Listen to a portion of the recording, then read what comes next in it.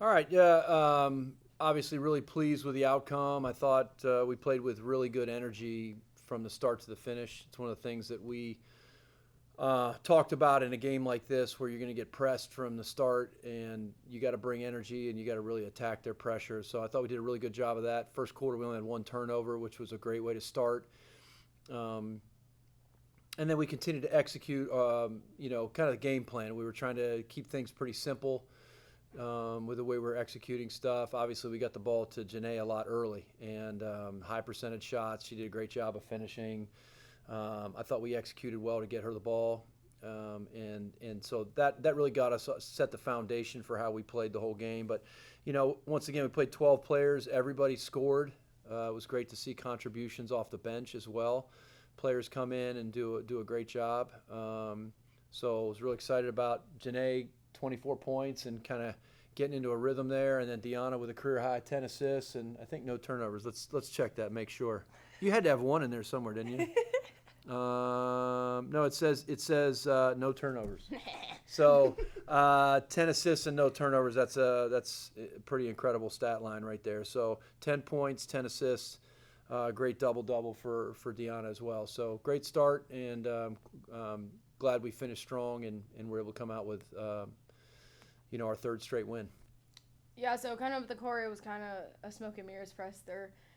They were really out there just chasing the ball, so we realized we had to keep our composure and get the ball out of our hands as quick as we could, and we kind of did that, and Coach emphasized getting the ball to the middle of the floor, which was what we did very well, which led to a lot of our assists. So I think it was just important for us to keep our composure and do what we know how to do best.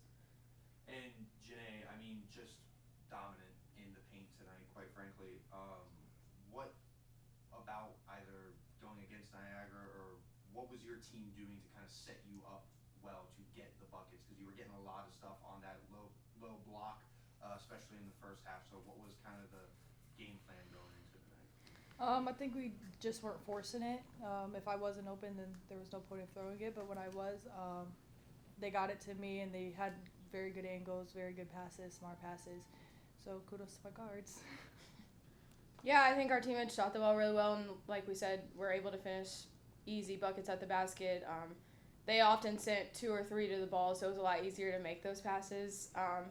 We were ready for that, and we practiced for it yesterday, so we were prepared for that to happen. So it was a lot of easy dump offs, a lot of easy passes to open shots, which we do all the time. So Yeah, I'll be brief, but Dionna has really been involved in team impact this past few years. It's an organization that's near and dear to our heart as a team and to our athletics department.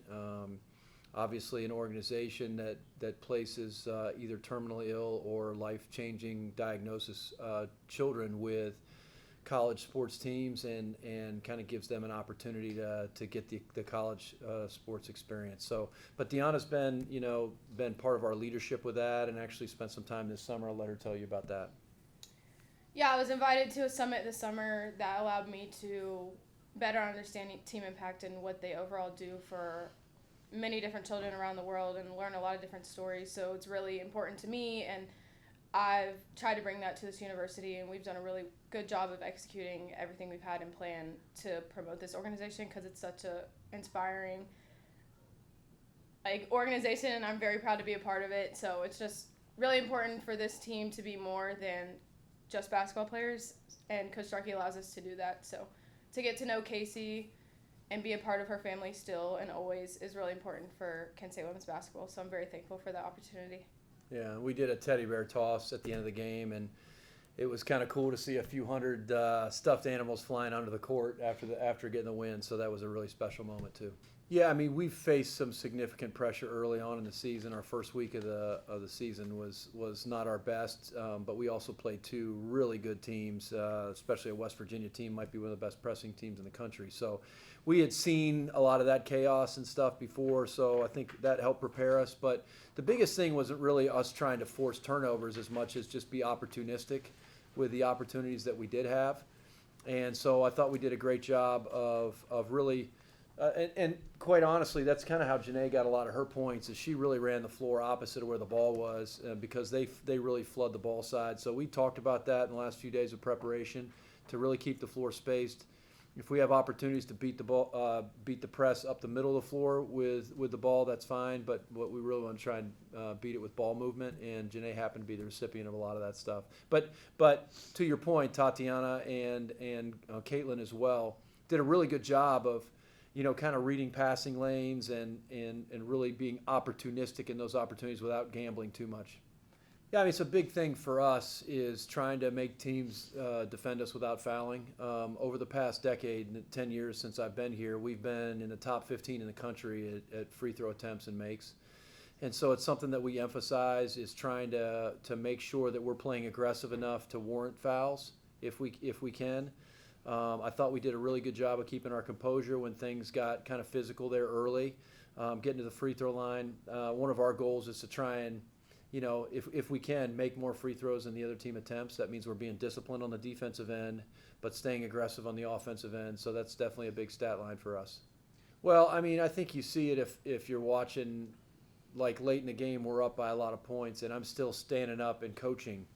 I'm a firm believer that everybody deserves to be coached on our team. If you're up by 30, those players are going in and they have value, and we need them to improve as well, and it's important to them. So it was great for the players on our team that were able to get in, play that whole fourth quarter. They all number one, deserve to play because they work hard in practice, and number two, they're all really good players, and that's giving them opportunity to get valuable game experience. And so it's great when you can play everybody. It's also great when everybody scores and they're leaving the game with a feel good in that way. But we've got talented players 1 through 12, and on any given night, you never know which one's going to step up. Yeah, I mean, Bianca Juzo is a phenomenal defender. And she rotates. Well, she had 2 charges in the fourth quarter.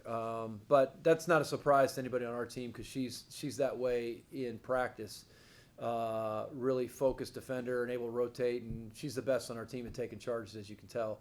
It was also great to see Caitlin Holmes attacking the basket and finishing through contact, which is something that we've been working with her on. She's a very talented player, and to see her confidence continue to grow is a really good thing as well. So playing through contact and also rotating over, getting charges defensively, it's a big thing for us for sure. Yeah, I mean, Riley's really been coming on here lately. I mean, obviously she's a talented player coming in. She was an all-state player in Pennsylvania. I think she was the Western Pennsylvania Player of the Year last year, and definitely a talented scorer. And with all 3 of our freshmen, there's a learning curve. All 3 are very talented, and you never know when they're going to kind of have some of those breakthrough moments. And Riley's has been recently. She's been getting results, and we always preach, it doesn't matter whether you're a freshman, senior, or anywhere in between, if you get consistent results, then you earn playing time. And so when she's gotten playing time, she's taken advantage of it and performed.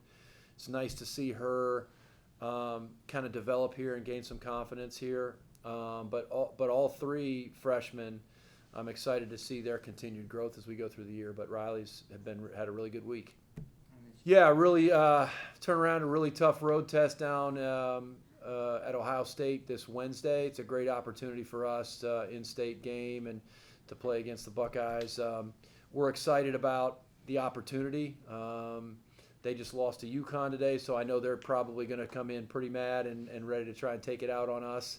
But we've also continued to grow over the last few games, and I'd like to see us really put together a good game plan and go down there and perform at a high level. So that's what our expectation is, and excited about just continuing to get better as we're moving through the season so that we're, like I always say, we want to be playing our best basketball end of February, early March when the games matter the most, and we're starting to make those incremental steps forward. Well, we actually had 2 players this past week that passed the 500 mark. Corinne Hauser back off of injury, getting that. It was significant and all she's gone through. And then Maya didn't get to play a lot her freshman year, and last year kind of had a breakout year. And so it's really good to see those 2 kind of becoming the cornerstone of our backcourt, and going over 500 points in the same week is a great thing. And it's just a sign of both of their development and continued growth. And so excited for Maya going over that. They'll think about that for about a minute because they both want to be 1,000-point scorers here. That's a real legacy number, and so both of them have the potential to do that. So exciting to see those things start to develop and happen when they're crossing those milestones. That means good things are happening. Yeah, it was an important game for us, right? We had not been playing our best at the start of the season. We had probably arguably the most difficult schedule in the conference to start the season at James Madison at West Virginia. And we did not play our best. They knew that. Came back, struggled to get into a rhythm against Walsh a little bit, and then had a much better second half. And then we wanted to see how we'd respond. And Xavier is a much improved team. Anytime you can go on the road and beat a Big East team in their place, that's big. And so I thought we did a really good job of battling adversity in a couple of moments in that game when we could have given in. We just kind of pushed through that, knocked down some big shots, and were able to get the win down there. So that was an important win for us. Something for us to really, a stepping stone win to build on moving into this game and moving forward. So big win for us down there for sure. All right. Thanks, Coach. All right, sounds good. Go Flashes.